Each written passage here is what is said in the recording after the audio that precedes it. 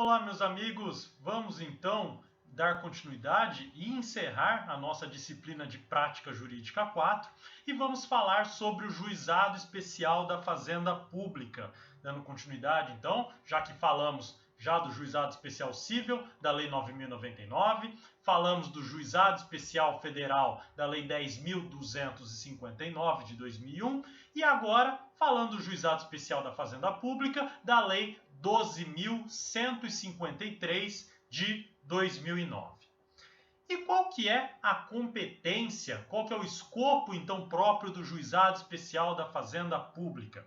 E veja que, antes de tratarmos disso, só já deixo avisado que usarei a mesma metodologia que utilizei para falar do Juizado Especial Federal. Vou falar aqui dos principais pontos que tratam essa lei, além de destacar aqui as diferenças para os demais juizados, sem prejuízo de que você pegue a Lei 12.153 e faça uma leitura completa dela para ver todos os seus pontos, tá? Então, qual que é a competência? Aqui, a competência desse juizado especial está previsto lá no artigo 2º da Lei 12.153. Olha aí na sua tela. É de competência dos juizados especiais da Fazenda Pública processar, conciliar e julgar causas cíveis de interesse dos estados, do Distrito Federal, dos territórios e dos municípios, até o valor de 60 salários mínimos. Veja que aqui, então, já conseguimos ver algumas aproximações e divergências dos juizados que já tratamos anteriormente. Primeiro, questão aqui da competência, causas cíveis de interesse dos estados, do Distrito Federal, territórios e municípios.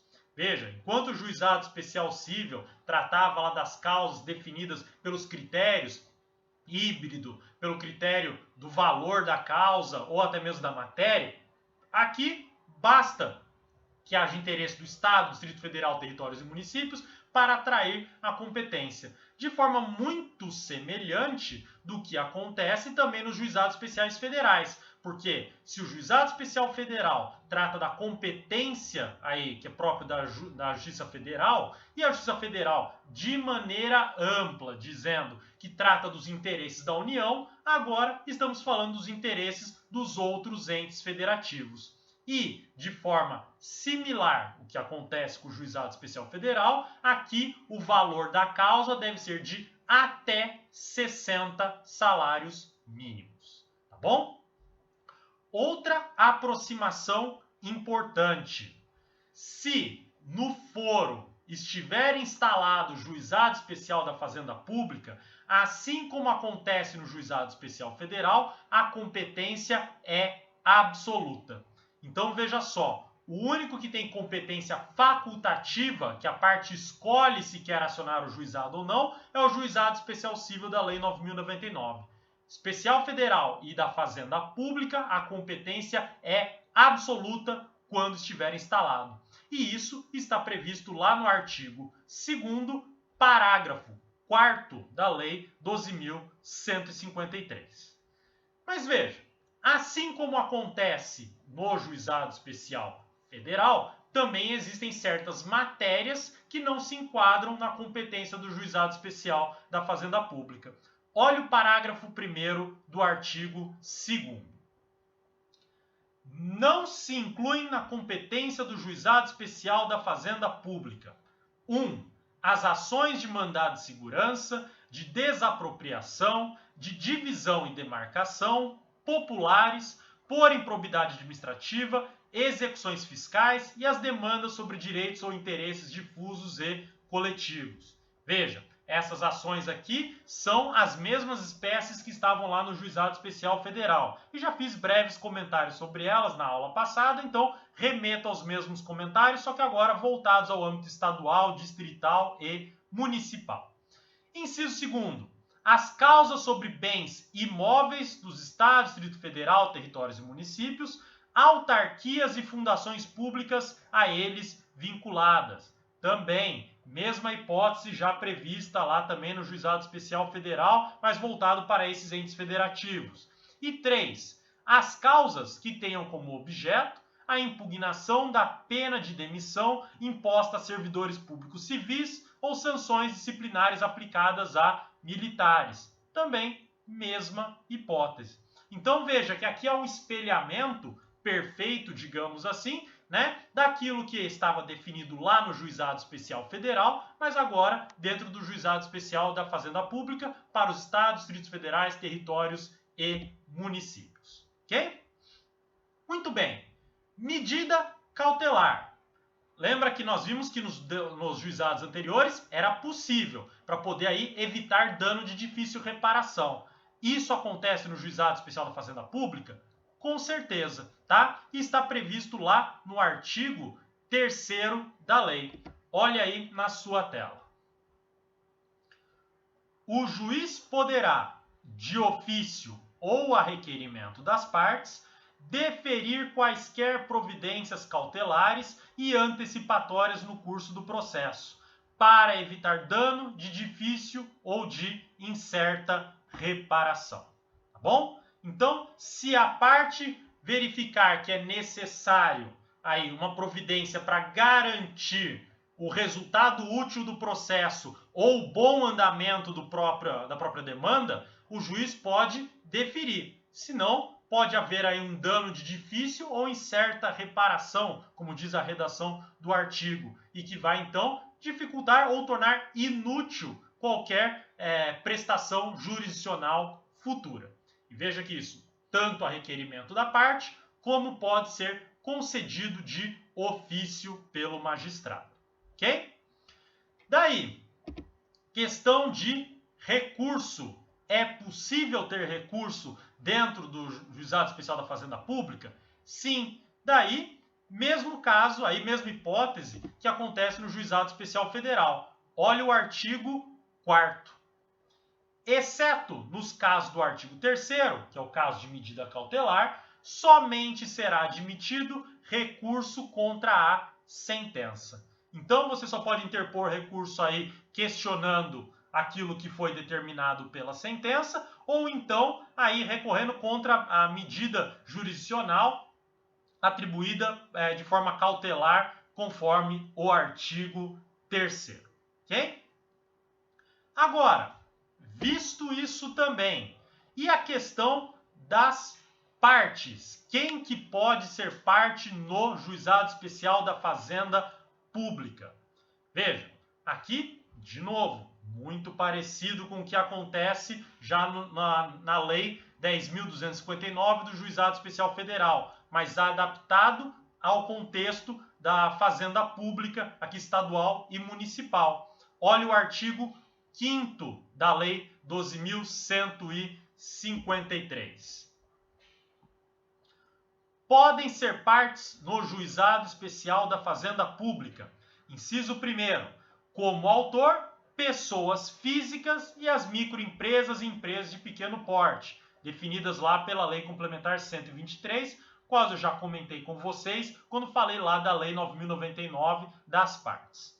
E réu, aquelas pessoas aí que integram essa fazenda pública, que têm um interesse, né? Os entes federativos aí, né? Os estados, Distrito Federal, territórios e municípios e os entes da administração pública indireta aqui, que são as autarquias, as fundações e empresas públicas, estaduais, distritais ou municipais, aí que estão vinculadas então a esses entes federativos, tá bom? Então, nada de muito difícil aqui. Réu precisa ser um desses entes federativos, autor, qualquer dessas pessoas listadas no inciso 1º, artigo 5º.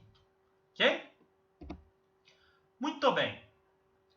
Daí, para a fazenda pública, né, para a pessoa jurídica de direito público, há aquele prazo diferenciado que eu comentei com vocês lá na aula passada, né, aquele prazo estendido para a pessoa jurídica de direito público poder se manifestar no processo?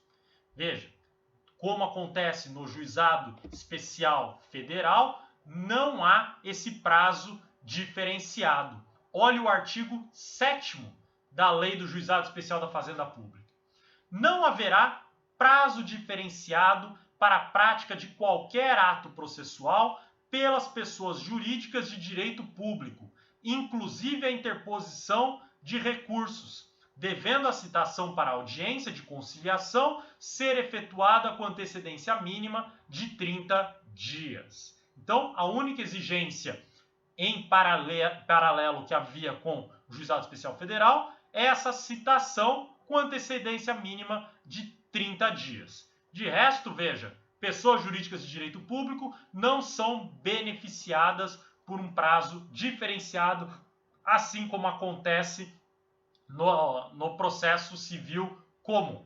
Ok? Questão dos representantes judiciais. Artigo 8º. Olha aí só.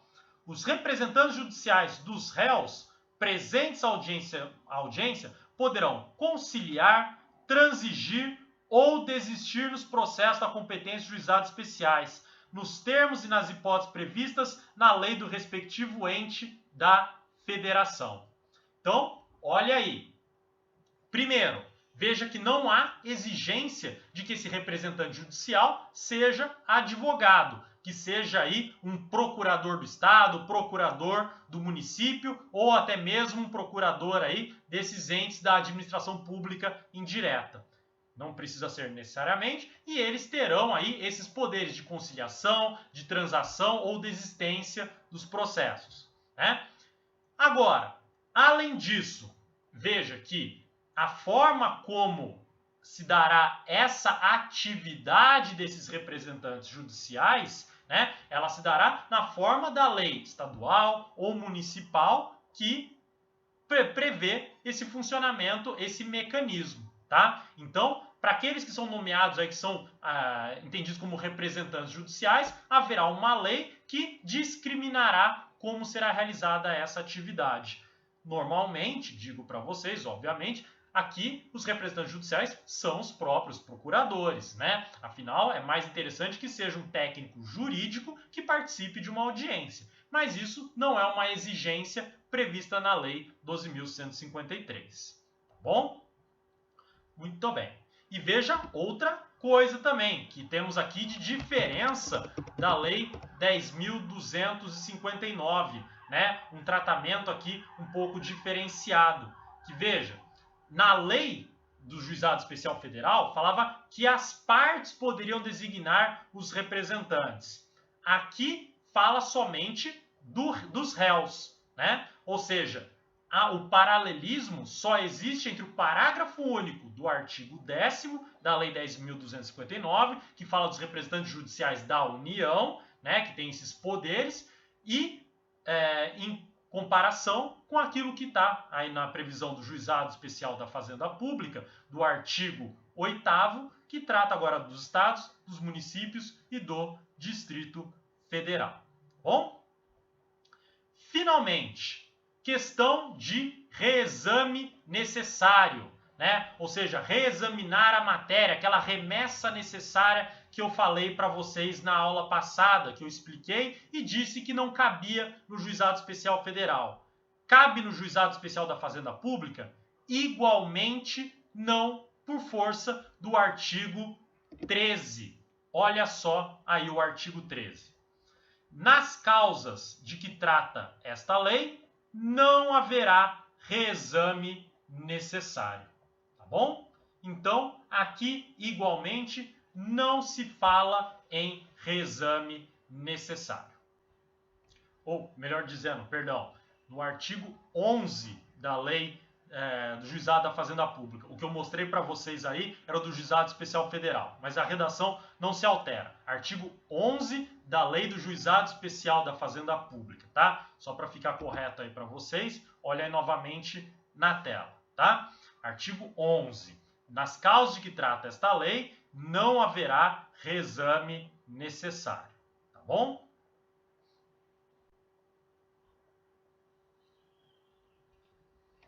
Por fim, gente, uma última diferença que eu gostaria de tratar aqui com vocês é acerca dos conciliadores e juízes leigos no âmbito aqui do Juizado Especial da Fazenda Pública.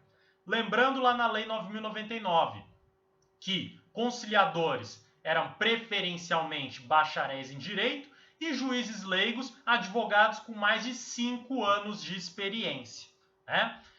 E que ficavam impedidos de exercer a advocacia perante juizados especiais enquanto atuando como juízes leigos. No juizado especial da Fazenda Pública, a regrinha é um pouco diferente. Por quê? Veja, os conciliadores ainda são aqueles preferencialmente bacharéis em direito, mas os juízes leigos poderão ser advogados com mais de 2 anos de experiência.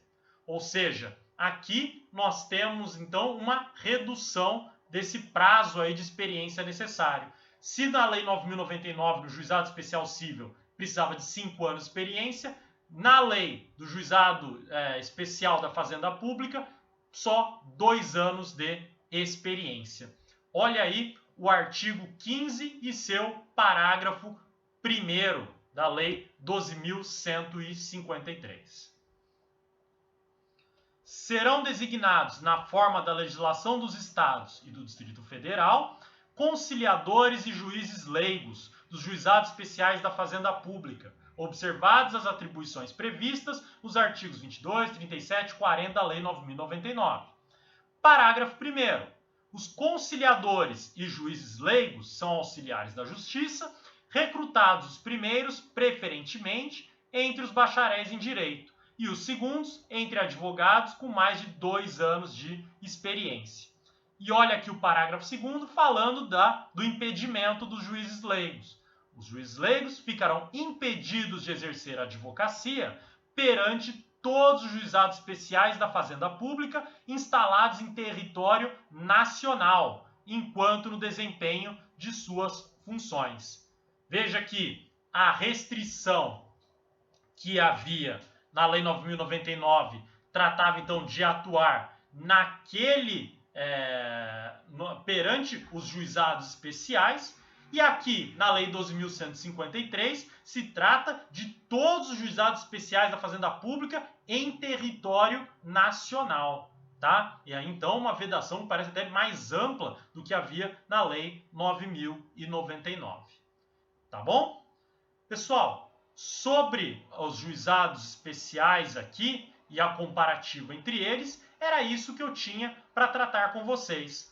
Para resumir simplesmente tudo aquilo que eu falei, eu coloco aqui à disposição na tela para vocês uma tabela comparativa e que eu peço para vocês que, daí então, assim que ver a tabela, pausem o vídeo para ver as distinções e fazer as devidas comparações, tá bom? Olha aí na sua tela, tá? Então, tá aí para vocês a tabelinha. Façam uma análise aí com cuidado sobre essas diferenças para entender bem o escopo de cada um dos juizados, ok? Então, pessoal, era isso que eu tinha para tratar com vocês. Muito obrigado aí por terem assistido tudo e ficamos aí para uma próxima oportunidade. Até mais!